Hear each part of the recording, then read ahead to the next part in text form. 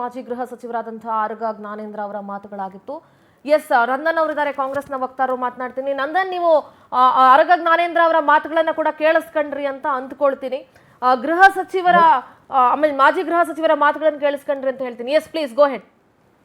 ನೋಡಿ, ನಮ್ಮ ಆರಗ ಜ್ಞಾನೇಂದ್ರ ಅವ್ರಿಗೆ ಮಾಹಿತಿ ಕೊರತೆ ಇದೆ ಅನ್ಸುತ್ತೆ. ಇವಾಗ ಫಸ್ಟ್ ನೀವು ಲೈವ್ ಬಂದಾಗ ಆರ್ ಅಶೋಕ್ ನ ಲೈವ್ ತಗೊಂಡ್ರಿ, ಅವ್ರಿಗೂ ಅರ್ಧ ಮಾಹಿತಿ ಇದೆ. ಇವ್ರು ಅರ್ಧ ಇದು ಕೇಂದ್ರ ಸರ್ಕಾರದ ಈ ಮನ್ರೇಗಾ ಯೋಜನೆಗೆ ಎಷ್ಟು ದುಡ್ಡು ಬರ್ತಾ ಇದೆ ಹೊಸ ಸ್ಕೀಮ್ ಪ್ರಕಾರ ಅಂತ ಅವ್ರಿಗೆ ಮಾಹಿತಿ ಇಲ್ಲ. ಸೆಕೆಂಡ್, ಆರಗ ಜ್ಞಾನೇಂದ್ರ ಅವ್ರಿಗೆ ಮಾಹಿತಿ ಕೊರತೆ ಇದೆ ಅನ್ಸುತ್ತೆ. ಯಾಕಂದ್ರೆ ಇವರೆಲ್ಲ ವಾಟ್ಸ್ಆಪ್ ಯೂನಿವರ್ಸಿಟಿಯಿಂದ ಬಂದಿರೋದು. ಅವ್ರಿಗೆ ಗೊತ್ತಿಲ್ಲ ಸಿದ್ದರಾಮಯ್ಯನವರು ಕೃಷ್ಣ ಬೈರೇಗೌಡರಿಗೆ ಎಂಟ್ರಸ್ಟ್ ಮಾಡಿದ್ದಾರೆ. ರಾಜ್ಯದಿಂದ ಕೇಂದ್ರ ಸರ್ಕಾರದ ಸಭೆಗಳಿಗೆ, GST ಮೀಟಿಂಗ್ಗೆ ಅಟೆಂಡ್ ಮಾಡಿ ಅಂತ ಎಂಟ್ರಸ್ಟ್ ಮಾಡಿದ್ದಾರೆ. ಯಾರು? ಸಿದ್ದರಾಮಯ್ಯನವರು ಕೃಷ್ಣ ಬೈರೇಗೌಡರನ್ನ. ಮೊನ್ನೆನೂ ಕೂಡ ಇದೇ ಕೃಷ್ಣ ಬೈರೇಗೌಡರು ನಿರ್ಮಲಾ ಸೀತಾರಾಮನ್ ಅವರು ನಡೆಸಿದ ಮೀಟಿಂಗ್ ಅಲ್ಲಿ, ಪ್ರೀ ಬಡ್ಜೆಟ್ ಮೀಟಿಂಗ್ ಅಲ್ಲಿ ನಮ್ಮ ರಾಜ್ಯಕ್ಕೆ ಏನೇನ್ ಬರ್ಬೇಕೋ ಅನುದಾನ, ಏನೇನ್ ಕೊರತೆ ಆಗಿದೆಯೋ, ಏನೇನು ನಮ್ಮ 15 to 16 ಫೈನಾನ್ಸ್ ಕಮಿಷನ್ ಅಲ್ಲಿ ಏನೇನ್ ಅನುದಾನ ಇವ್ರು ಕೋತಾ ಮಾಡ್ತಿದ್ದಾರೆ, ಇದ್ರೆಲ್ಲ ವಿವರಿಸಿ ಬಂದಿದ್ದಾರೆ. ಬಿಜೆಪಿ ಶಾಸಕರಿಗೆ, ಹಿರಿಯ ನಾಯಕರಾದ ಮಾಜಿ ಗೃಹ ಸಚಿವರಾದ ಆರಗ ಜ್ಞಾನೇಂದ್ರ ಅವ್ರಿಗೆ ಸ್ವಲ್ಪ ಮಾಹಿತಿ ಇಟ್ಕೊಂಡು ಮಾತಾಡ್ಬೇಕು ಅಂತ. ಈಗ ಒಂದ್ ನಿಮಿಷ, ಇನ್ನೊಂದು ವಿಚಾರ ಹೇಳ್ಬಿಡ್ತೀನಿ. ಒಂದು, ಈ ರಾಜ್ಯಪಾಲರ ಭಾಷಣ ಏನಿರುತ್ತೆ, ಇದನ್ನ ಸಚಿವ ಸಂಪುಟ ಅದನ್ನ ಸಿದ್ಧಪಡಿಸುತ್ತೆ. ಆ ಭಾಷಣವನ್ನ ಓದ್ಲೇಬೇಕಾಗತ್ತೆ ಅವರು. ಪ್ರತಿ ವರ್ಷದ ಮೊದಲ ಅಧಿವೇಶನಕ್ಕೆ ಗವರ್ನರ್ ಭಾಷಣ ಕಡ್ಡಾಯ ಆಗಿರುತ್ತೆ. ಆದ್ರೆ ಈಗ ಗವರ್ನರ್ ಒಪ್ಕೊಳ್ತಾ ಇಲ್ಲ. What next?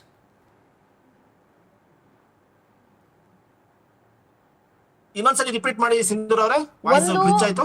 ಈ ರಾಜ್ಯಪಾಲರ ಭಾಷಣ ಏನಿರುತ್ತೆ ಅದನ್ನ ಸಚಿವ ಸಂಪುಟ ಏನ್ ಸಿದ್ಧಪಡಿಸುತ್ತೆ ಅದನ್ನೇ ರಾಜ್ಯಪಾಲರು ಓದಬೇಕು ಅಂತ ಇದೆ. ವರ್ಷದ ಮೊದಲ ಅಧಿವೇಶನಕ್ಕೆ ರಾಜ್ಯಪಾಲರ ಭಾಷಣ ಕಡ್ಡಾಯ ಅಂತ ಇದೆ. ನೀವೇ ಹೇಳ್ದಂಗೆ 176 ವಿಧಿ ಪ್ರಕಾರ. ಸೊ ಈಗ ಅವರು ಮಾತಾಡಲ್ಲ, ನನ್ನ ಭಾಷಣ ಮಾಡೋದಿಲ್ಲ ಅಂತ ಹೇಳ್ತಿರುವಾಗ, ನಾಳೆಯಿಂದ ಆರಂಭ 3 ದಿನಗಳ ಕಾಲ ನಡೆಯುವಂತ ಈ ವಿಶೇಷ ಅಧಿವೇಶನ ಹೇಗೆ? What next? ಈಗ ಅವ್ರು ಕನ್ವಿನ್ಸ್ ಆಗಲ್ಲ ಅಂತ ಇಟ್ಕೊಳ್ಳಿ, ಏನ್ ಮಾಡ್ತೀರಿ ಅವಾಗ ನೀವು? ನೋಡಿ, ನಮ್ಗೆ ಇನ್ನೂ ಆಶಾಭಾವ ಇದೆ, ಇದು ರಾಜ್ಯಪಾಲರು ಅಟೆಂಡ್ ಮಾಡ್ತಾರೆ ಅಂತ. ನೋಡಿ, UPA ಸರ್ಕಾರ ಇದ್ದಾಗ, ನಮ್ಮ ರಾಜ್ಯ ಇದು ಕಾಂಗ್ರೆಸ್ ಸರ್ಕಾರ, UPA ಸರ್ಕಾರ ಇದ್ದಾಗ ರಾಜ್ಯಪಾಲರುಗಳನ್ನ ನೇಮಿಸಿದ್ರು. ಅವರು ಬಿಜೆಪಿ ಸರ್ಕಾರದೊಂದಿಗೆ ಈ ತರ ಮುಸುಕಿನ ಗುದ್ದಾಟ, ನಾನು ಸರ್ಕಾರದ ಕೊಟ್ಟ ಭಾಷಣವನ್ನು ಓದಲ್ಲ ಅಂತ ಯಾವತ್ತೂ ಈ ತರ ಖ್ಯಾತೆ ತೆಗೆದಿರ್ಲಿಲ್ಲ. ನನಗೆ ಸ್ವಲ್ಪ ಇತಿಹಾಸ ಗೊತ್ತು, ಸ್ವಲ್ಪ ಮಾಹಿತಿ ಏನೋ ಅಲ್ಪ ಸ್ವಲ್ಪ ಓಕೆ, ನಾನು ರತನ್ ಅವ್ರ ಹತ್ರನೂ ಮಾತನಾಡ್ಬಿಡ್ತೀನಿ. ರತನ್, ಈಗ ರಾಜ್ಯಪಾಲರು ಭಾಷಣವನ್ನ ಮಾಡೋದಕ್ಕೆ ನಕಾರವನ್ನ ವ್ಯಕ್ತಪಡಿಸಿದ್ದಾರೆ, ಅಂದ್ರೆ ನಿರಾಕರಿಸಿದ್ದಾರೆ. ಇದರಲ್ಲಿ ಕೇಂದ್ರ ಸರ್ಕಾರದ ವಿರುದ್ಧದ ಅಂಶಗಳು ಸೇರಿಸಿದ್ದಾರೆ ಅಂತ ಹೇಳಿ. ಯಾವ ರಾಜ್ಯ ಸರ್ಕಾರಗಳು ಕೂಡ, ಈಗ ಬಿಜೆಪಿ ಸರ್ಕಾರ ಇರುವಂತಹ ರಾಜ್ಯ ಸರ್ಕಾರ ಆದ್ರೆ ಬಿಜೆಪಿ ಪರವಾಗಿ ಇರುತ್ತೆ. ಆ ರಾಜ್ಯ ಸರ್ಕಾರಗಳು ತಮ್ಮ ಸರ್ಕಾರಗಳ ಪರವಾಗಿ ಮತ್ತು ಬೇರೆ ಸರ್ಕಾರ ಅಂದ್ರೆ ವಿರೋಧ ಪಕ್ಷದಲ್ಲಿ ಯಾವ ಸರ್ಕಾರ, ಕೇಂದ್ರದ ಸರ್ಕಾರ ಈಗ ಅವ್ರಿಗೆ ವಿರೋಧನೇ. ಸೊ ಹಾಗಾಗಿ ಅದರ ವಿರುದ್ಧನೇ ಭಾಷಣವನ್ನ ಆಬ್ವಿಯಸ್ಲಿ ತಯಾರಿಸಿರುತ್ತೆ. ಕಳೆದ ಬಾರಿಯ ಬಜೆಟ್ ಪುಸ್ತಕದಲ್ಲೂ ಕೂಡ ಅದು ಅನುದಾನದ ತಾರತಮ್ಯವನ್ನ ಉಲ್ಲೇಖ ಮಾಡಿದ್ರು. ಸೊ ಈಗಲೂ ಕೂಡ ಅದು ಈ ಭಾಷಣದಲ್ಲೂ ಅದು ಉಲ್ಲೇಖ ಆಗಿದೆ. ಸೊ ಏನು ನಿಮ್ಮ ಬಿಜೆಪಿಯ ಸ್ಟ್ಯಾಂಡ್ ಏನು, ಏನ್ ಹೇಳ್ತೀರಿ? ಕಳೆದ 2 ವರ್ಷಗಳಿಂದಲೂ ಕೂಡ ಒಂದು ಕಾನ್ಫ್ರಂಟೇಷನ್ ಪಾಲಿಟಿಕ್ಸ್ ಮಾಡೋದ್ರಲ್ಲಿ ನಿರತವಾಗಿದೆ ಅಂತ ಹೇಳಲಿಕ್ಕೆ ಬಯಸ್ತೀನಿ ನಾನು. ಫಸ್ಟ್ ಪಾಯಿಂಟ್ ಅಂದ್ರೆ, ಇವರು ಯಾವತ್ತೂ ಕೂಡ ರಾಜ್ಯಪಾಲರ ಜೊತೆ ಒಂದು ಹೊಂದಾಣಿಕೆಯಲ್ಲಿ ಸರ್ಕಾರವನ್ನ ಮುನ್ನಡೆಸಬೇಕಾದಂತ ಒಂದು ಪಕ್ಷದಲ್ಲಿ ಇವರು ಯಾವತ್ತೂ ಕೂಡ ಅವ್ರ ಜೊತೆ ಒಂದು ಕಾನ್ಫ್ರಂಟೇಷನ್ ಅಂದ್ರೆ ಯಾವತ್ತೂ ಕೂಡ ಒಂದು ಗಲಾಟೆ ಅಥವಾ ಒಂದು ಏನಂತ ಹೇಳದಿದ್ರೆ ಹೊಂದಾಣಿಕೆ ಇಲ್ಲದೆ ಕೆಲಸ ಮಾಡುವಂತ ಕೆಲಸವನ್ನ 2 ವರ್ಷದಿಂದ ಮಾಡ್ತಾ ಇದ್ದಾರೆ. ಸರ್ಕಾರ ಜಂಟಿ ಅಧಿವೇಶನದಲ್ಲಿ ರಾಜ್ಯಪಾಲರ ಹತ್ರ ಏನ್ ಹೇಳಿಸ್ಬೇಕು, ತನ್ನ ಸರ್ಕಾರ ಬರೋಕ್ಕಿಂತ ಮುಂಚೆ ಏನೇನ್ ಪ್ರಾಮಿಸ್ ಅನ್ನ ನೀಡಿದ್ದಾರೆ, ಹಾಗೂ ಆ ಪ್ರಾಮಿಸ್ ಅನ್ನ ಎಷ್ಟು ನೆರವೇರಿಸಿದ್ದಾರೆ, ಹಾಗೂ ಇನ್ಮುಂದಿನ ದಿನಗಳಲ್ಲಿ ಎಷ್ಟು ನೆರವೇರಿಸಲಿಕ್ಕಿದ್ದಾರೆ, ಈ ಒಂದು ಮಾಹಿತಿಯನ್ನ ರಾಜ್ಯಪಾಲರ ಬಾಯಲ್ಲಿ ಹೇಳಿಸ್ಬೇಕು.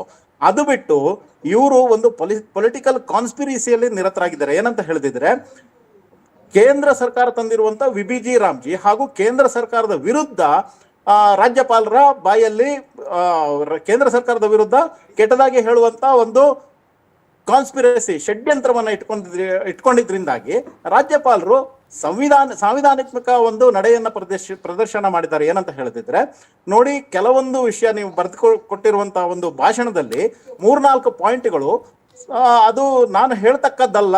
ಆನಂತರ ನಾನು ಸಾಂವಿಧಾನಿಕವಾಗಿ ನನಗೊಂದು ಏನು ಅವಕಾಶ ಕೊಟ್ಟಿದ್ದಾರೆ ಆ ಒಂದು ಲಿಮಿಟಿನಿಂದ ಹೊರಗಡೆ ಇದೆ.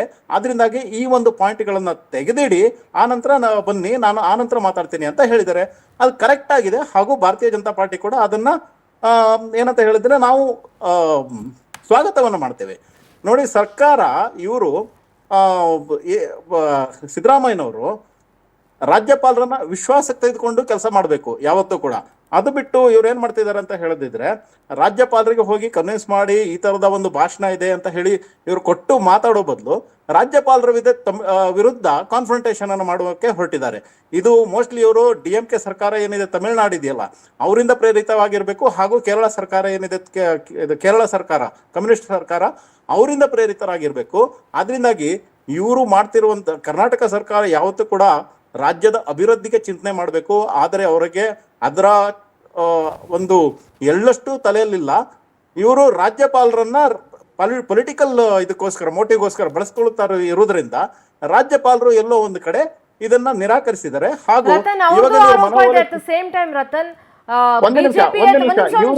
ಬಿಜೆಪಿಯೇತರ ಸರ್ಕಾರಗಳಿರುವಂತಹ ಕಡೆ ರಾಜ್ಯಪಾಲರು ಕೇಂದ್ರ ಸರ್ಕಾರದ ಅಣತಿ ಅಂತ ನಡ್ಕೊಳ್ತಾ ಇದ್ದಾರೆ. ರಾಜ್ಯಗಳ ಅಭಿವೃದ್ಧಿ ಕಡೆ ಅಥವಾ ರಾಜ್ಯಗಳಿಗೆ ಹಿತವನ್ನ ಬಯಸುವಲ್ಲಿ ರಾಜ್ಯಪಾಲರು ಕಾರ್ಯಪ್ರವೃತ್ತರ ಆಗ್ತಾ ಇಲ್ಲ ಅಂತ ಆಡಳಿತ ಪಕ್ಷದ ವಿರೋಧ ಕೂಡ ಇದೆ, ಆರೋಪ ಕೂಡ ಇದೆ. ಆದ್ರೆ ನಾನು ಹೇಳ್ತಿರುವಂತದ್ದು ಏನ್ ಮೇಡಮ್, ರಾಜ್ಯ ಸರ್ಕಾರ ಏನ್ ಮಾಡ್ಬೇಕಾಗಿತ್ತು, ಜಂಟಿ ಅಧಿವೇಶನದಲ್ಲಿ ಇವ್ರ ಹತ್ರ ರಾಜ್ಯಪಾಲರ ಹತ್ರ ಹೇಳಿಸ್ಬೇಕಾಗಿರುವಂತ ವಿಷಯಗಳೇನು, ಅವ್ರ ಸರ್ಕಾರ ಅವ್ರು ಮಾಡಿರುವಂತ ಪ್ರಾಮಿಸ್ಗಳೇನು, ಏನೇನ್ ಅಭಿವೃದ್ಧಿ ಕಾರ್ಯಗಳನ್ನ ಅವ್ರು ಮಾಡಿದ್ದಾರೆ, ಹಾಗೂ ಮುಂದೆ ಏನ್ ಮಾಡ್ಲಿಕ್ಕಿದ್ದಾರೆ, ಅದ್ರ ಬಗ್ಗೆ ಅವರು ಸ್ಟ್ರೆಸ್ ಮಾಡಬೇಕು. ಅದು ಬಿಟ್ಟು ಪೊಲಿಟಿಕಲ್ ಮಾಡ್ತಾ ಇರೋದ್ರಿಂದಾಗಿ, ಪೊಲಿಟಿಕಲ್ ಮಾಡ್ತಾ ಇರೋದು ಯಾರು, ರಾಜ್ಯಪಾಲರ ಅಥವಾ ಬೇರೆ ಯಾರ ಅಥವಾ ರಾಜ್ಯ ಸರ್ಕಾರನ?